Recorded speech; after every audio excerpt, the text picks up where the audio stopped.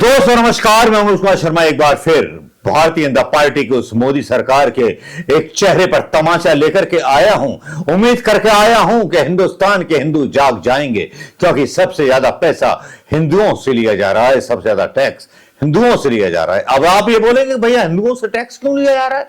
हिंदुओं की आबादी ज्यादा है तो हिंदुओं के ही टैक्स पर सब राज किए जा रहे हैं, नकली ओवरब्रिज बनाए जा रहे हैं, नकली सारी चीजें हो रही हैं।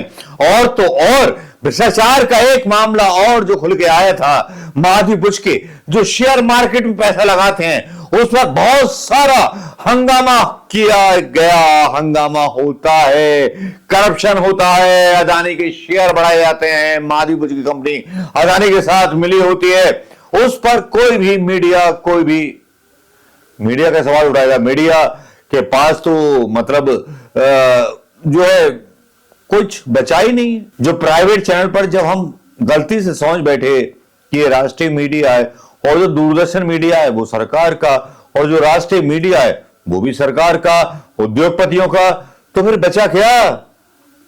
गाना याद आ जाता है, बचा क्या राजेश खन्ना का। चलिए खैर, यहां पर जब अगर आप माधवी बुच के नाम से खबरों को देखेंगे, गूगल करेंगे, तो वहां हेडिंग्स आएंगे जनसत्ता के, वेब दुनिया के, टीवी भारतवर्ष के, जी न्यूज के। वहां हेडिंग्स पढ़ के सुनाना चाहूंगा पहले मैं आपको। पीएससी की बैठक में नहीं पहुंची सेबी प्रमुख माधवी बुच, पर आमने सामने बीजेपी और कांग्रेस। सेबी चीफ माधवी बुच को आज सवालों का करना था सामना, जाने किसके एक मैसेज पर टल गई पेशी। संसदीय समिति की बैठक में नहीं आई सेबी अध्यक्ष माधवीपुरी, निजी कारणों का दिया हवाला। माधवीपुरी की अनुपस्थिति पर बैठक स्थगित, बीजेपी ने साधा वेणुगोपालन पर निशाना। भाई बड़े बड़े शहरों में ये खबरें आती रहती हैं, लेकिन ये जो खबरें हैं गूगल पर ये आई क्यों? क्योंकि आजकल बहुत सारी चीजें चल रही हैं सोशल मीडिया पर। आज चल रहा है महाराष्ट्र के बारे में कि महाराष्ट्र में इतनी सीट कांग्रेस लेगी, इतनी सीट कांग्रेस मतलब उद्धव शिवसेना लेगी, इतना ये होगा, इतना वो होगा। यूपी में अखिलेश ने धो दिया कांग्रेस को। इस तरह की न्यूजें आ रही हैं, लेकिन मोदी जी के करप्शन के बारे में खबरें बताने में जैसे फटती है मीडिया की। मोदी जी का करप्शन ही बोलूंगा मैं इसको, प्रधानमंत्री मोदी का करप्शन ही बोलूंगा, कि अगर वो बचाते हैं सेबी चीफ माधवी बुच को, कि जिसके बारे में ट्वीट आता है और डॉक्टर मुकेश कुमार करते हैं ये ट्वीट, जिसमें बोला जाता है, इस खबर को देखने के बाद ही मेरे अंतर आत्मा ने झकझोर दिया मुझे और बोला कि भाई कुछ तो यार करो यार, हिंदुस्तान के लिए कुछ तो बोलो, संदेश पहुंचाओ अपने यूट्यूबर्स के लिए, अपने यूट्यूबर सब्सक्राइबर के लिए, कि ये जो माधवी बुच है ये सबसे करप्ट औरत है। और सेबी अध्यक्ष माधवी बुच की आज संसद की लोक लेखा समिति के सामने पेशी थी। बीजेपी ने हर संभव कोशिश की थी कि उनको ऐसा करने से बचा लिया जाए, मगर विपक्षी बड़ी ताकत के सामने उनकी कुछ नहीं चली। और माधवी बुच पर अपने पद के दुरुपयोग के ढेर सारे आरोप लगे हैं। उनकी नियुक्ति मोदी ने की थी, वो भी संदिग्ध है, क्योंकि उनके पहले इस पद पर कोई निजी क्षेत्र का व्यक्ति नियुक्त नहीं किया जाता था। टैक्स हेवन में अदानी की कंपनी में भी उनके शेयर होने की बात कही जा रही है। ये मुकेश शर्मा बहुत खूबसूरत तस्वीर के साथ माधवी बुच की डालते हैं ट्वीट। लेकिन ये मामला क्या था? और मामला तो आप सबको पता है, क्योंकि खबरें हैं सेबी माधवी बुच को आज सवालों का करना था सामना और भाग गई, एक मैसेज पर टल गई पेशी। माधवी बुच वो एक ऐसी हस्ती जिसने सेबी में बहुत गड़बड़ कराई। भाई संसद की लोक लेखा समिति के प्रमुख के सी वेणुगोपालन ने गुरुवार को कहा कि भारतीय प्रतिभूति और विनिमय बोर्ड सेबी के प्रमुख माधवी बुच के उपस्थित होने में असमर्थता जताने के कारण समिति के आज प्रस्तावित बैठक स्थगित कर दी गई है। उन्होंने बताया कि गुरुवार को सुबह 9:30 बजे बुच की तरफ से सूचित किया गया कि निजी वजहों के चलते हुए दिल्ली नहीं पहुंच सकेंगी। वेणुगोपालन ने संवाददाताओं से कहा कि समिति के पहली बैठक में हमने फैसला किया था कि पहले विपक्ष के रूप में हमारी नियामक संस्थाओं की समीक्षा की जाए, इसलिए हमने आज सेबी के प्रमुख को इस संस्था के लिए बुलाया था। ये वेणुगोपालन का बोलना है और इससे भी चीफ को आप जानते ही हैं भाई, बड़ी चर्चित हो चुके हैं। इनके बारे में मैंने पहले ही वीडियो ब्लॉग बनाया था और माधवी बुच नहीं आई तो इस पर बवाल हो गया और मीटिंग में शामिल न होने की वजह भी उन्होंने बता दी। और वेणुगोपालन क्यों मान गए? कांग्रेस की उस कमेटी के अध्यक्ष थे वेणुगोपाल ने कहा कि एक महिला के आग्रह को देखते हुए आज की बैठक को स्थगित करने का फैसला किया गया है।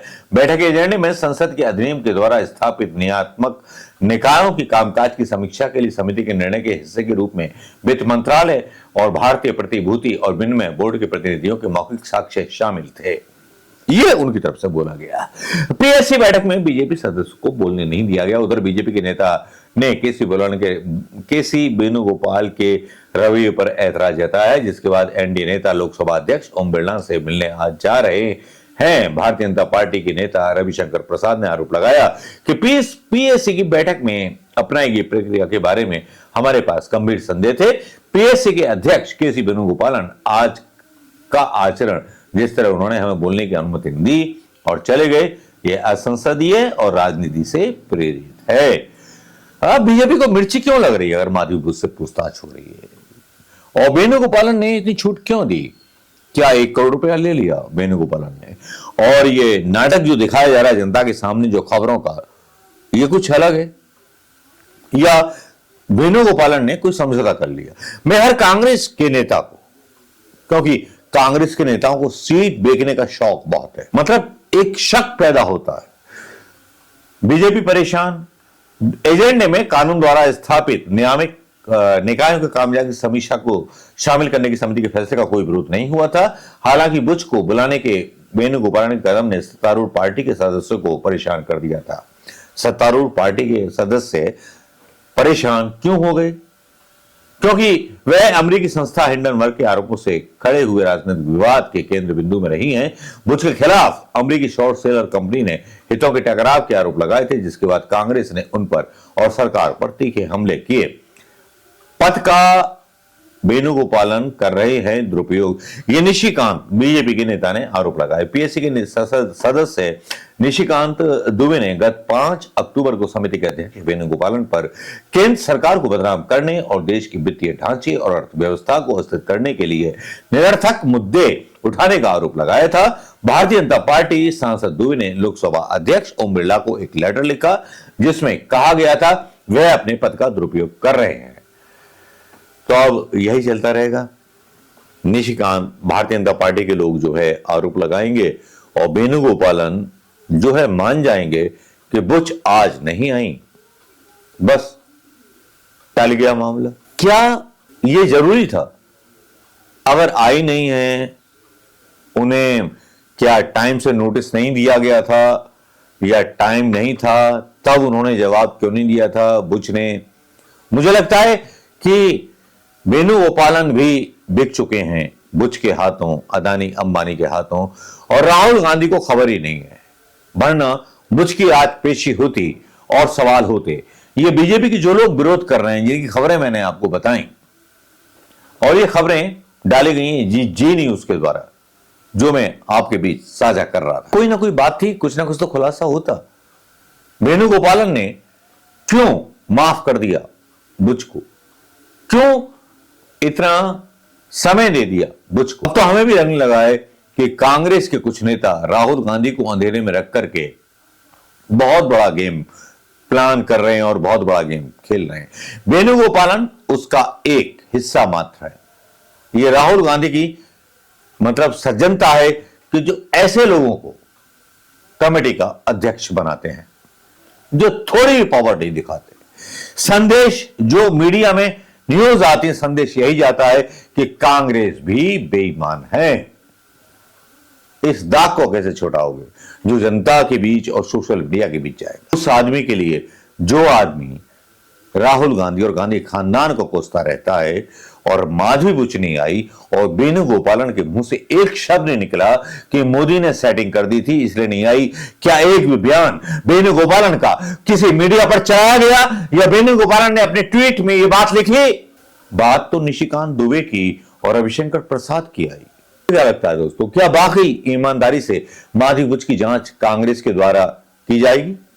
क्या वाकई में राहुल गांधी की उस पॉलिसी को फॉलो किया जाएगा जिसमें राहुल गांधी नो टॉलरेंस की बात करते हैं भ्रष्टाचार के खिलाफ, या बीते दिनों की बात और बीते दिनों की वादे राहुल गांधी के रह जाएंगे? क्या राहुल गांधी को बदनाम करने वाले लोग ही कांग्रेस पार्टी में नहीं है? हमें तो उम्मीद थी कि राहुल गांधी इस पार्टी के अध्यक्ष होंगे और सामने आएंगे और माधवी बुश से हर सवाल पूछेंगे हिंडनबर्ग के बारे में, हर सवाल पूछेंगे अदानी के बारे में, हर सवाल पूछेंगे अदानी की शेल कंपनी के बारे में, हर सवाल पूछेंगे अदानी की कंपनी में शामिल होने के लिए। लेकिन किसी ने इस सवाल पर तो जिक्र ही नहीं किया। क्या कांग्रेस अदानी के साथ मिल गई या माधवी बुश को एक सेफ रास्ता दे दिया गया अगली पेशी तक? सवाल उठते हैं, सवाल उठते हैं तो धुआं उठता है, और धुआं जब उठता है तो धुआं आंखों को धुंधला कर देता है। दोस्तों, समझ में नहीं आता किस पर यकीन करें। जबकि बहस चल रही है मीडिया में, किस पार्टी को कितनी सीटें महाराष्ट्र में चाहिए, वहां ये चाहिए, यूपी में ये हो गया, यूपी में अखिलेश यादव ने सीटें ही नहीं दी। दुनिया में सवाल और भी हैं, दुनिया में सवाल और भी हैं, मुल्क के सवाल और भी हैं, गरीबों की बस्तियों के सवाल और भी हैं। क्या कोई सुनेगा इनको गौर से? क्या कोई सुनेगा इनको गौर से? बहुत सारे बलात्कार, बहुत सारी हत्याएं यहां मांग रही हैं इंसाफ। के इंसाफ कौन देगा?